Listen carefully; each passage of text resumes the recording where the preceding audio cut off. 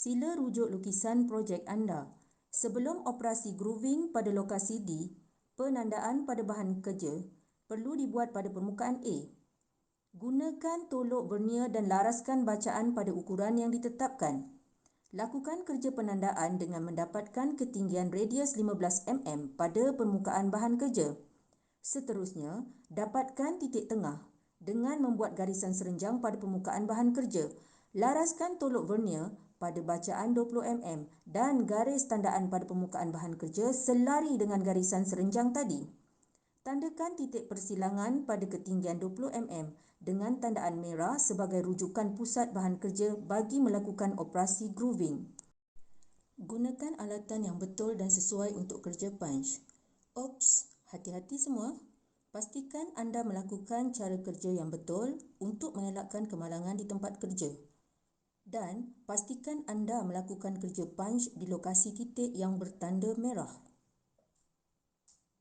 Dengan menggunakan angkut vernier, ukur dan tandakan jarak dari permukaan A ke D iaitu 25 mm.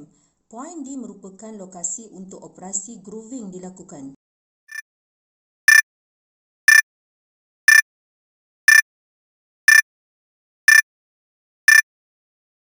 Masukkan bahan kerja pada rahang cak. Operasi grooving untuk bahan kerja yang mempunyai titik pusat unsymmetrical perlu menggunakan 4-jaw cak. Ini kerana ianya dapat membantu pelarasan titik pusat bagi unsymmetrical selari dengan ketinggian mata tertengah pada tailstock. Gunakan tailstock untuk memegang benda kerja pada titik pusat yang bertanda merah untuk memastikan pusingan bahan kerja dalam keadaan stabil.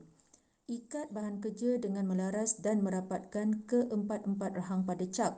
Pastikan kedudukan paksi bahan kerja yang bertanda merah berada sama tinggi dengan hujung mata tertengah pada tailstock. Ingat, salah satu faktor yang menyumbang kepada hasil bahan kerja yang bagus adalah bergantung juga kepada ikatan rahang yang kuat pada bahan kerja. Ini juga dapat mengelakkan kemalangan ketika kerja mesin dilakukan. Letakkan pemegang mata alat grooving seperti berikut pada tool post.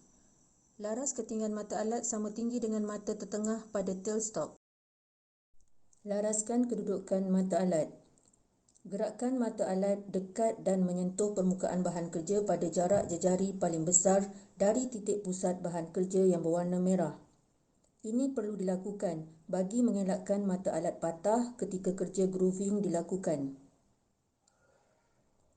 Laraskan kelajuan spindle pada 90 rpm. Kelajuan spindle untuk kerja pemotongan berubah-ubah oleh beberapa faktor, antaranya jenis mesin, kekerasan dan jenis bahan kerja, kekuatan ikatan atau cengkaman pada bahan kerja. Lakukan kerja grooving sehingga mendapat kedalaman 3 mm.